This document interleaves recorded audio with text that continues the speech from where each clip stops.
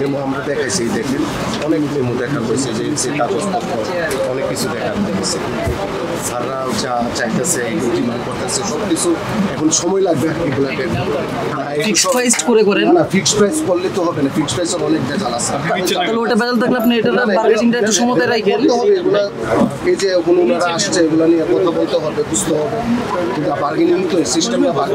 আমি fixed price করবো, দেখা গেছে আমার দোকানে কি হবে, ফিক্সড প্রাইস বলে ড্রেস যেই আসছে খুবই কম অল্প পরিসরে আসছে, পাকিস্তানিগুলো চলতেছে। এগুলো একটা স্ট্যান্ডার্ড প্রাইস আমাদের বোঝানোর জন্য 12,000 13,000 আমাদের প্রাইস লাগানো। 7,000 থেকে শুরু হয়, 7,000 7,500 8,000 8,500। কোনো পাকিস্তানি ড্রেস আছে 8,000 টাকা কিনে, 9,000 9,500 টাকা, 14,000 15,000 টাকা আমাদের প্রাইস লাগানো। এটা একটু মাহামুরি। এই যে আপনাদের পাকিস্তানি ইন্ডিয়ান ড্রেসের কথা বলছেন, যে প্রাইসগুলো বলছেন, এই ড্রেসগুলোর প্রপার ডকুমেন্টসও দেখাতে পারেন, বিশ্বাস কিভাবে করাবেন আপনি? না, একটা বেনামি ডকুমেন্ট ছিল আমাদের। এগুলা এরা হোলসেলাররা এইভাবে দেয়। বেনামি নেন কেন একটু জানাবেন?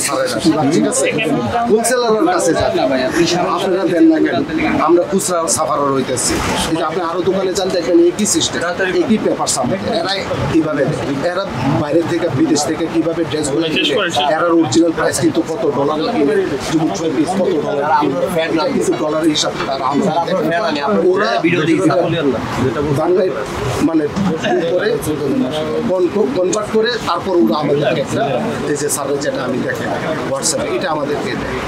এরা কত ডলারে কিনে আনছে পাকিস্তান থেকে, কারণ পাকিস্তানের ড্রেস সব দুবাই থেকে আসে।